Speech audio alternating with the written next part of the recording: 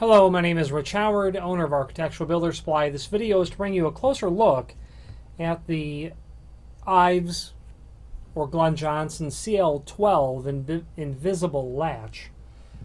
This is what the latch body looks like. I'd like to get the camera to focus on that for you, okay?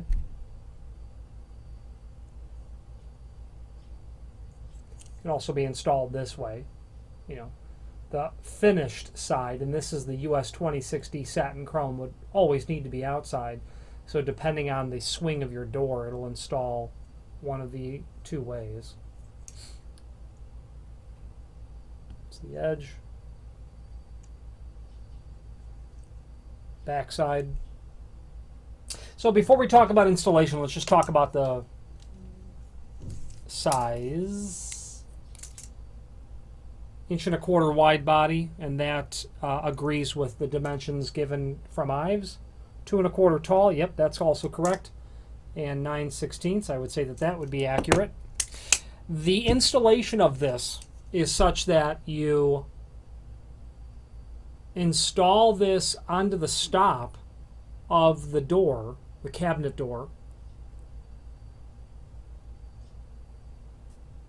and you attach it to the cabinet door, to the stop, as shown in the link to the instructions below this video. Okay, we're doing the larger one, the BB, so it's up here, the CL12. The important aspect is when you install this, you have to allow a 3/16 of an inch gap between the face of the stop and the face of the door. There's got to be a 3/16 margin between the stop and the door, so that when you push the door in, it's got that 3/16 of an inch room to allow the touch latch to operate correctly. So you install this onto the stop. You then remove it, allowing that 3/16 of an inch. You then take, and really the most important piece of the entire operation is the metal template. You attach the template into the holes that you used to attach this. These two prongs will mark, and you push the door to the face of this. They will mark the location for the strike. This is the strike that gets mounted to the inside face of the door, which is the business end of this, as such. Okay. The application of this template is very important because marking of these holes is absolutely critical.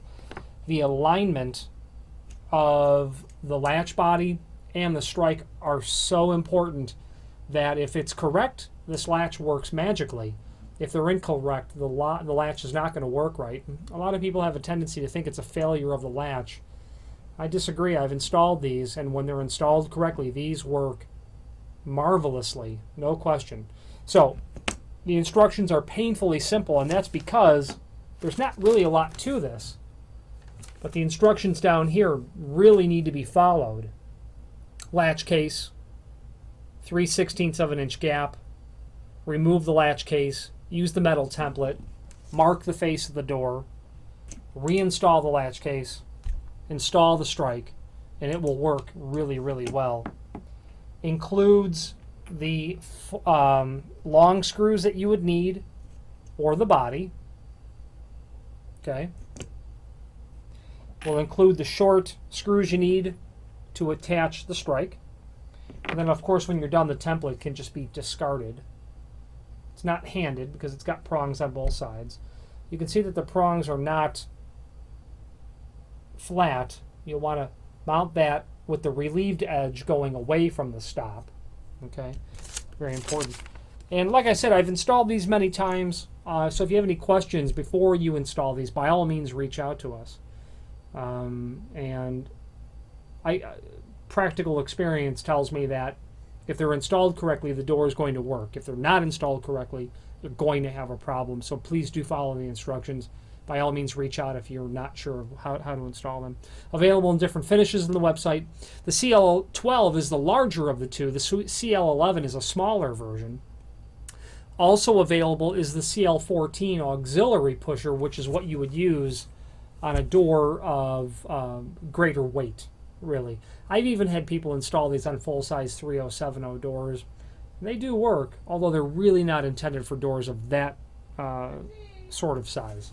If you have any questions on the IVES CL12 invisible touch latch or any other IVES product, please do feel free to reach out to us. Thank you very much.